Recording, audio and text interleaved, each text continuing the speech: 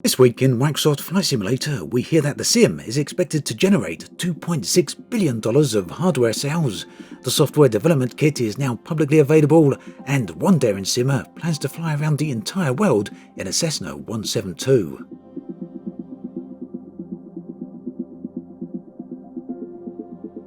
Microsoft Flight Simulator is predicted to generate $2.6 billion in hardware sales over the next 3 years. This is according to analysts JPR, who released the report a few days ago. The huge figure is based on the assumption of Flight Simulator selling 2.27 million copies over the next 3 years, which seems entirely plausible. Hardware, for the sake of this analysis, includes any computer hardware, peripherals, sim kits, VR headsets, and indeed anything else purposely purchased to directly improve the user's experience of Microsoft Flight Simulator. It's certainly a large figure to wrap their head around, but it does highlight the impact that the new sim is expected to have on the market. If you're interested in reading the JPR report, you can find a link in the video description. We are now very nearly at the end of the first week of the new Microsoft Flight Simulator's release. I think on the whole it's been a reasonably successful launch. However, that's not to say that there's been no problems at all. In fact, there have been a significant number of people who have had and indeed continue to have issues. Website Windows Central recently posted a roundup of some of the most common issues, and these include extremely slow download speeds. In fact, the download speeds are such a problematic issue that even Steam stepped in and stated that download times would not be counted for their 2-hour refund window. Other issues include an endless loading screen as well as missing premium content. Many of these issues have either been fixed or else a workaround, unofficial or otherwise, has been found. Elsewhere, many players have continued to experience fairly significant performance issues, and these seem to occur regardless of the level of hardware the users have. Whilst Flight Simulator is definitely very demanding, this doesn't account for the low FPS, stutter and pauses that some people are seeing. One workaround that appears to have worked for some people is to disable AI air traffic. Others claim disabling any live data service helped. Whatever the cause of the performance issues, it seems likely there's more than one issue going on here. Meanwhile, many players are still eagerly awaiting the first round of post-launch patches, which are largely expected to fix some of these issues. Hopefully we'll get more news on that sometime not too far away. The latest episode of Microsoft's partnership series is now available.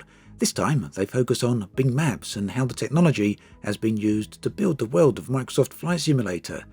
In this case, the video is more or less evenly split between describing how the technology is built for the use of Bing Maps itself and the type of end users that it is aimed at, which includes mobile platforms among many others. The other part of the video discusses how the tech is used within a Flight Simulator itself. As with all partnership videos, this one is well worth taking a look at. You can find a link in the video description. The release of Flight Simulator 2020 has also brought with it public access to the software development kit. This means that everyone now has the ability to use the developer tools to mod and create additions for the sim. Whether this is scenery, objects, or even aircraft, there's plenty of options.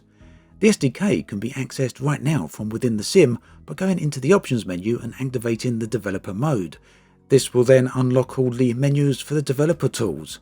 Microsoft have recently spoken about the SDK, highlighting how it is still in ongoing development. Right now they're continuing to improve the documentation and have fixed numerous crashes. They've also mentioned that WebAssembly, which is required for more complex aircraft, is still undergoing active development. Once all of this is readily available, it's going to be very interesting to see what the community comes up with. Now, having an entire world to explore right at your fingertips opens up a huge amount of opportunities, not least of which is the possibility of taking up a world tour. A Reddit user by the name of Abnormally Bend has taken the idea to heart and created a flight plan which will allow them to fully fly around the entire world in a Cessna 172. The flight plan will take them across almost all the continents of the world, with the notable exception of Antarctica. The full flight plan was created with the use of Google Maps, SkyVector, SimBrief, as well as the user's own knowledge. It's a daring plan and certainly an interesting one. It's also a flight plan that some people may be interested in partially adopting, say for example if they wanted to tour South America or maybe Africa. A link to the Reddit thread can be found in the video description. That then brings us to an end of this news episode of Flight Simulator 2020. As always, thanks for watching, and I'll catch you guys and girls next time.